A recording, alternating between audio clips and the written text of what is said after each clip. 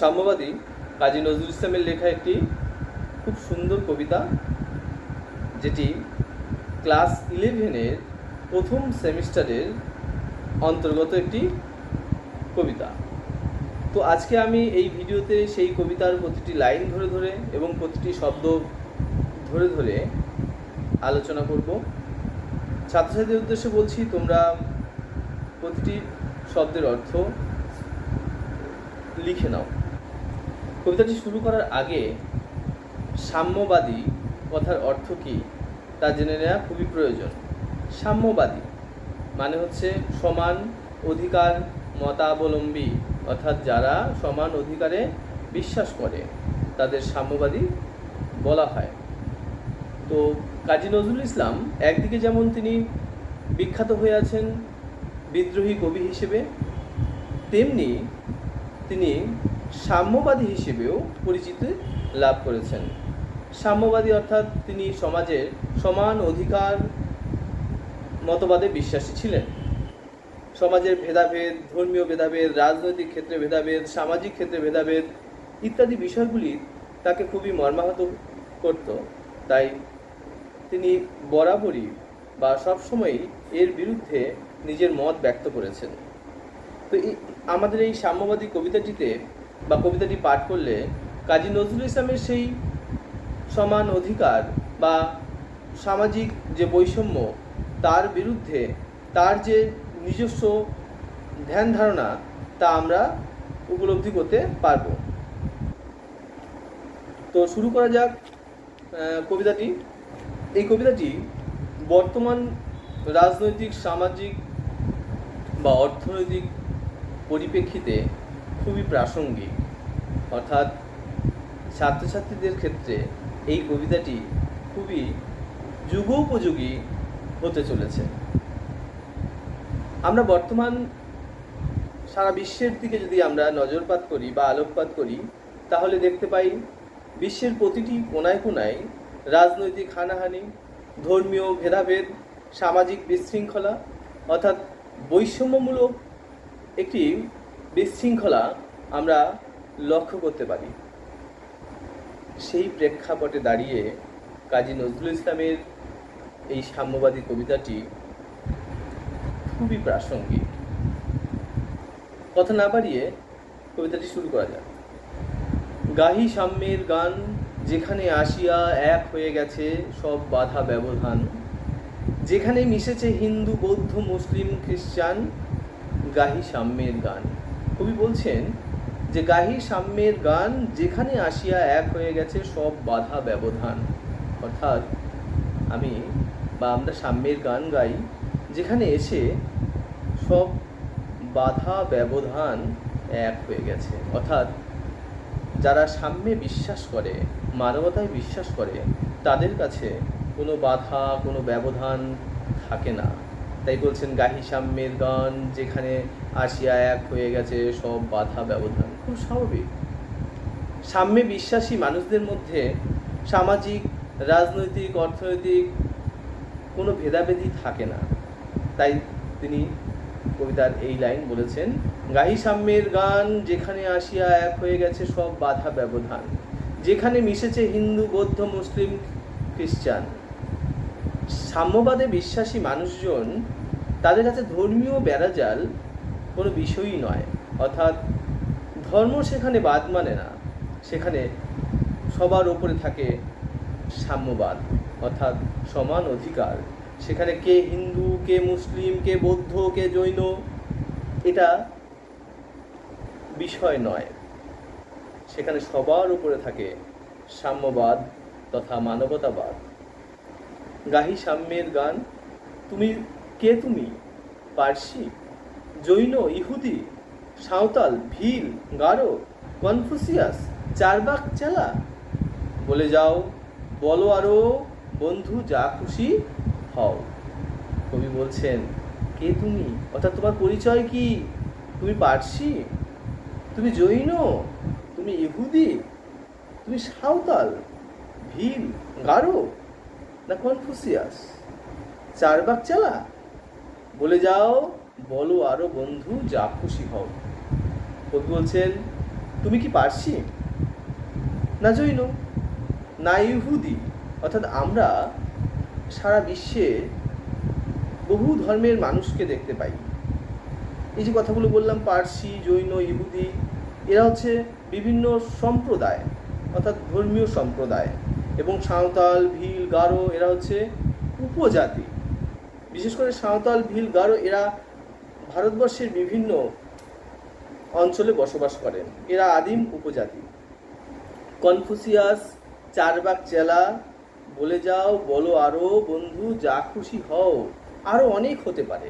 অর্থাৎ ধর্মীয় দিক থেকে বা সম্প্রদায় ভিত্তিক হিসেবে বহু সম্প্রদায়ের মানুষ এই সারা বিশ্বে বসবাস করে। এবং জাতিগত দিক থেকে বা উপজাতিগত দিক থেকে বহু জাতি উপজাতির মানুষ পৃথিবীতে বাস করে।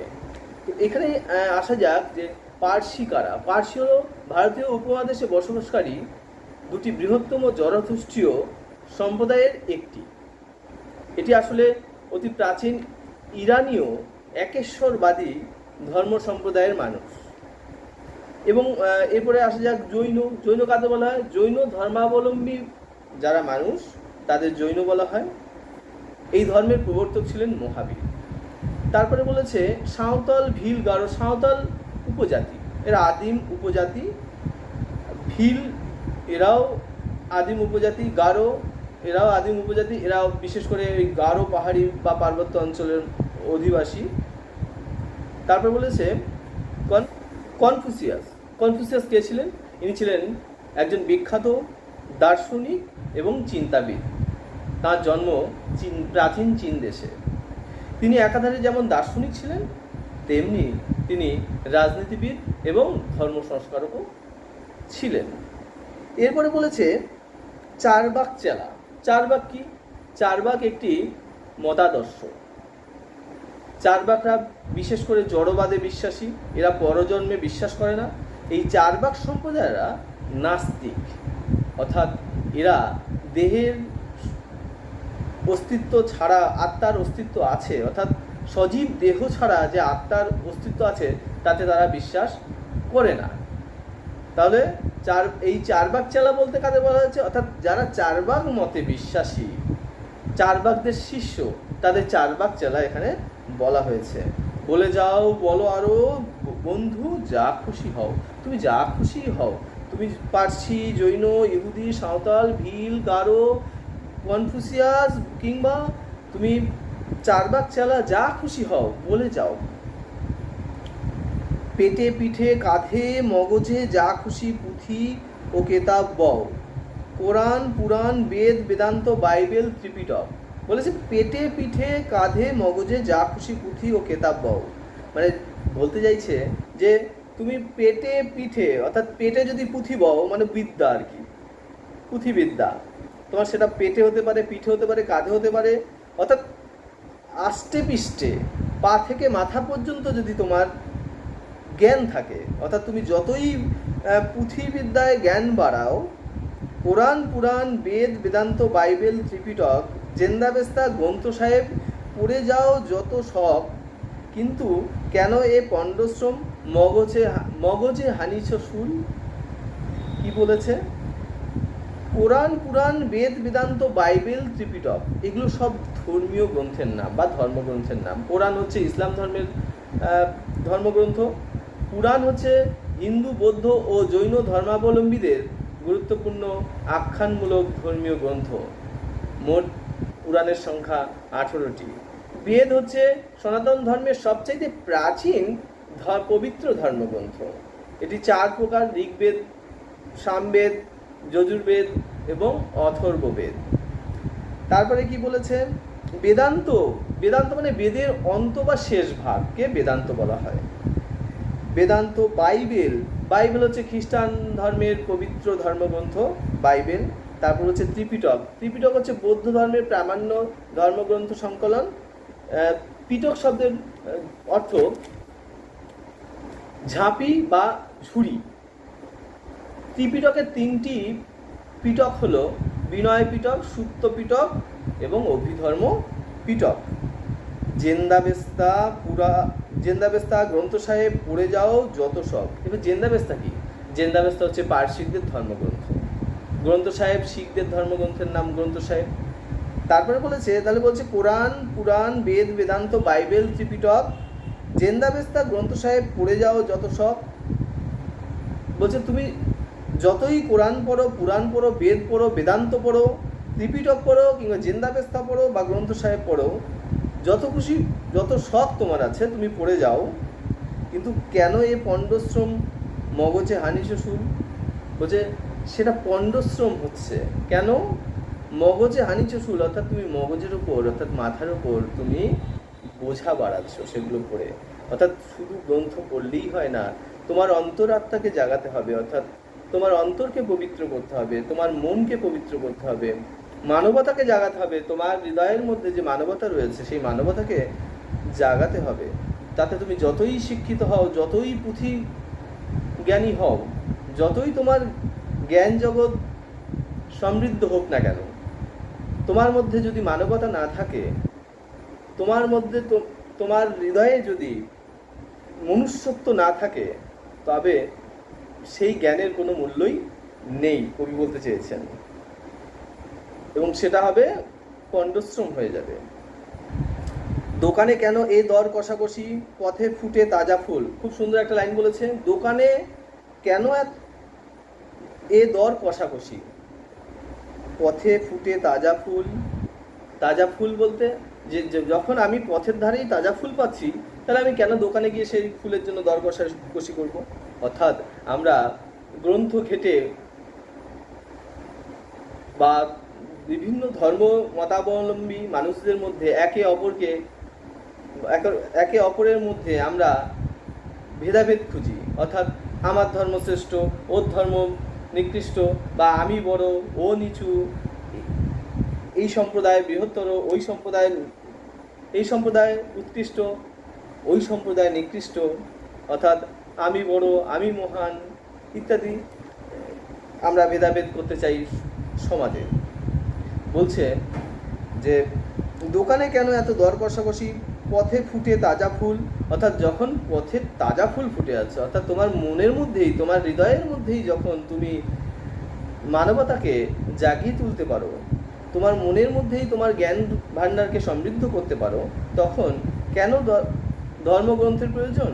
কেন তোমার একে অপরের সাথে ভেদাভেদের প্রয়োজন? তারপরে বলেছে তোমাতে রয়েছে সকল কেতাব, সকল কালের জ্ঞান। অর্থাৎ তোমার মধ্যেই রয়েছে সকল কেতাব খুঁজে, অর্থাৎ বই খুঁজে দর কষাকষির প্রয়োজন নেই। এই বই ভালো, ওই বই ভালো, এটা উৎকৃষ্ট ধর্মগ্রন্থ, ওইটা নিকৃষ্ট ধর্মগ্রন্থ ইত্যাদি ভেদাভেদের প্রয়োজন নেই। তোমার জ্ঞান তুমি নিজের মধ্যেই পাবে। তাই বলেছে তোমাতে রয়েছে সকল কেতাব, সকল কালের জ্ঞান। তোমার নিজের মধ্যেই কিন্তু সকল জ্ঞান রয়েছে, সকল কালের জ্ঞান রয়েছে এবং সকল বই রয়েছে। তাই নিজের অন্তরাত্মাকে বা মানবতাকেই তুমি জাগিয়ে তোলো, সেটাই বলতে চাইছে। সকল শাস্ত্র খুঁজে পাবে সখা, খুলে দেখো নিজ প্রাণ। নিজের প্রাণ খুলে দেখো, তোমার মধ্যেই সকল শাস্ত্রের জ্ঞান খুঁজে পাবে, সকল শাস্ত্র তুমি খুঁজে পাবে। তাই তোমাকে আলাদা করে অন্য কোনো শাস্ত্র পাঠ করতে হবে না। তোমার নিজের মানবতাকেই জাগরিত করো। তোমাতে রয়েছে সকল ধর্ম, সকল যুগাবতার। তোমার মধ্যেই সকল ধর্ম রয়েছে। ধর্মের জন্য, ধর্মচর্চার জন্য আলাদা করে মন্দির, মসজিদ বা গির্জা যাওয়ার প্রয়োজন নেই। তোমার হৃদয়ের মধ্যেই সকল ধর্মের সমাবেশ রয়েছে। এবং বলেছে সকল যুগাবতার। যুগে যুগে বিভিন্ন মহৎ ব্যক্তির অবতার ঘটেছে, বিভিন্ন অবতার ঈশ্বরের বাণী নিয়ে এসেছেন। তাই বলছে তোমাতে রয়েছে সকল ধর্ম, সকল যুগাবতার। অর্থাৎ তোমার নিজের মধ্যেই সকল ধর্ম আছে এবং সকল যুগের অবতার রয়েছে। তোমার হৃদয় বিশ্বদেউল, সকল দেবতার। বিশ্বদেউল মানে হচ্ছে বিশ্বের মন্দির। তোমার হৃদয় হচ্ছে বিশ্বের মন্দির, সকল দেবতার। পৃথিবীতে যত দেবতা আছে সকল দেবতার মন্দির হচ্ছে তোমার হৃদয়, তোমার অন্তর, তোমার মধ্যে যে মানবতা আছে সেটাই হচ্ছে বিশ্বের মন্দির।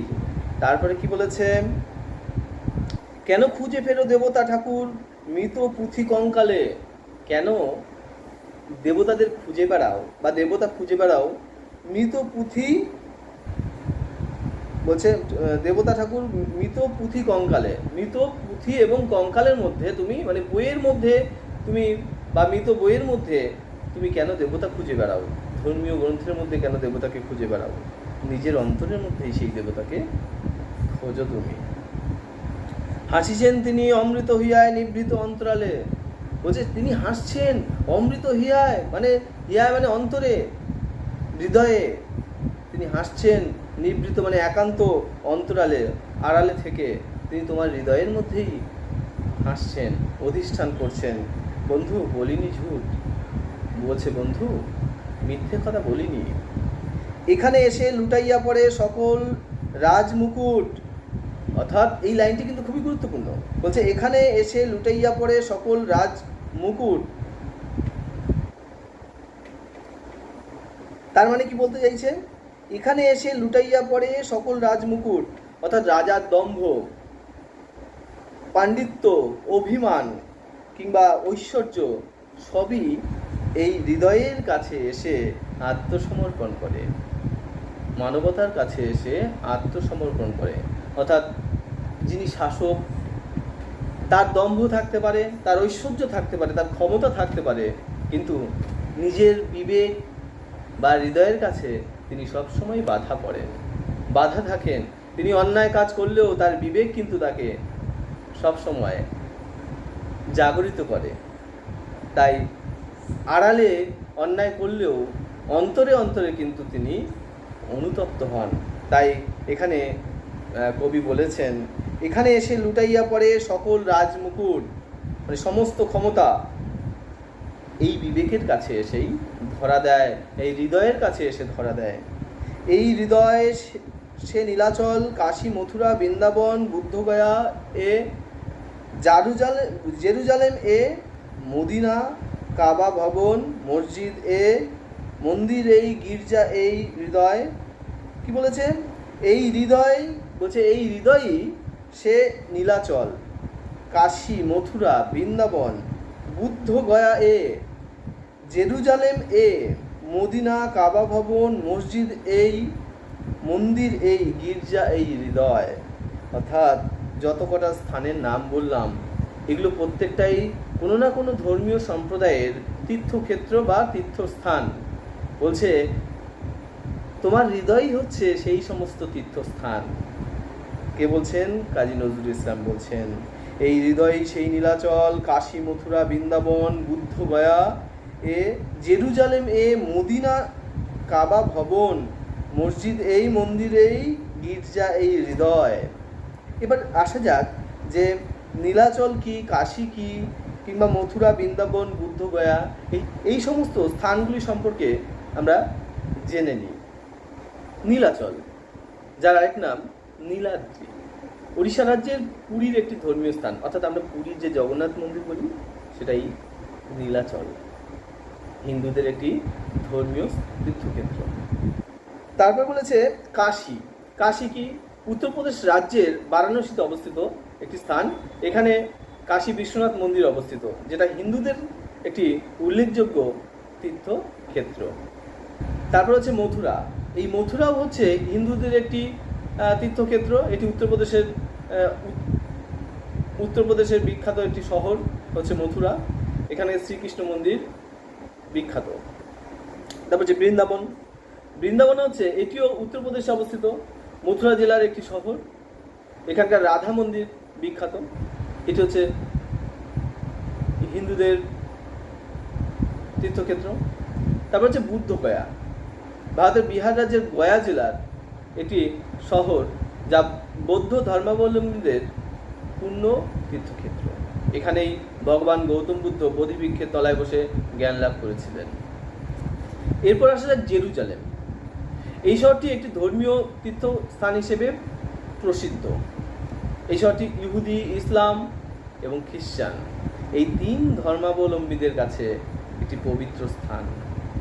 স্থানটিকে বর্তমানে ফিলিস্তিন এবং ইসরায়েল নিজেদের বলে দাবি করে থাকে। তারপরে চলে আসি মদিনা। মদিনা হচ্ছে মুসলমানদের একটি তীর্থস্থান। সৌদি আরবে এটি অবস্থিত। এটি মক্কার পর মুসলিমদের দ্বিতীয় পবিত্র তীর্থক্ষেত্র। কাবা ভবন, একে কারা বা কাবা ঘর বা কাবা শরীফও বলা হয়ে থাকে। এটি একটি বড় আকৃতির ইমারত। সৌদি আরবের মক্কা শহরের মসজিদুল হারামে অবস্থিত। ইসলাম ধর্মে কাবাকে সবচেয়ে পবিত্র স্থান বলে মনে করা হয়। মুসলমানরা মূলত এই কাবার দিকে মুখ করেই নামাজ পাঠ করেন। মসজিদ এই মন্দির এই গির্জা এই হৃদয়, এখানেই বসে ঈশা মুসা পেল সত্যের পরিচয়। বলেছে মসজিদ এই মন্দির এই গির্জা এই হৃদয়, এখানে বসে ঈশা মুসা পেল সত্যের পরিচয়।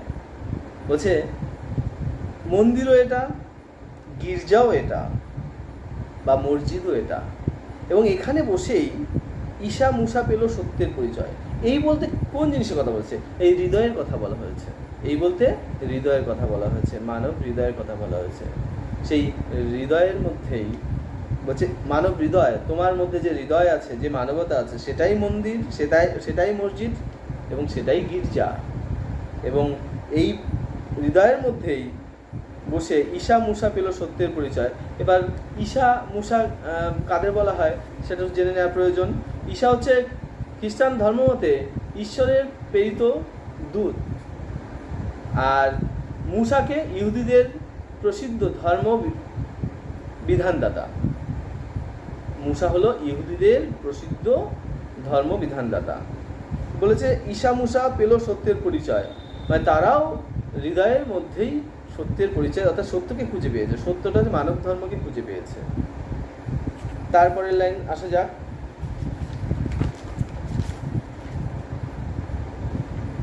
বলছে এই রণভূমে বাঁশির কিশোর গাহিলেন মহাগীতা।